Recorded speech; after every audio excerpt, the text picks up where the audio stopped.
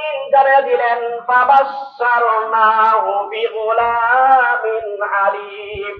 হে ইব্রাহিম, আমি তোমাকে একজন জ্ঞানবান নেককার সন্তানের সুসংবাদ দিলাম।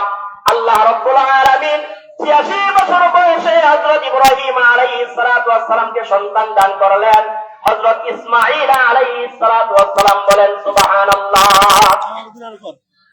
এইভাবে করে ইসমাঈল আলাইহিস সালাতু ওয়াস সালামকে ইব্রাহিম আলাইহিস সালাম বললেন, ইন্নী আরা ফিল মানাম আন্নী আযবাহুকা ফানজুর মাযা তারা। নিজের সন্তানকে বলে দিলেন, আমি তো স্বপ্নে দেখেছি আমি তোমাকে কুরবানি করতেছি। হযরত ইসমাঈল আলাইহিস সালাতু ওয়াস সালাম এই কথা শোনার পরে তিনি একটু বিচলিত হয় নাই, তিনি এই হুকুমকে অমান্য করে নাই। ইসমাঈল আলাইহিস সালাতু ওয়াস সালাম সঙ্গে সঙ্গে বলে দিলেন, সাতাজিদুনি ইনশাআল্লাহু মিনাস সাবিরিন।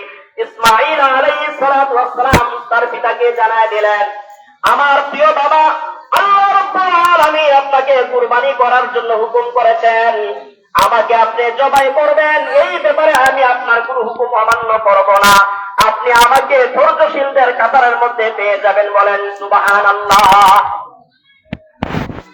ইব্রাহিম আলাইহিস সালাতু ওয়াস সালাম স্ত্রী হাজরাকে বলে দিলেন,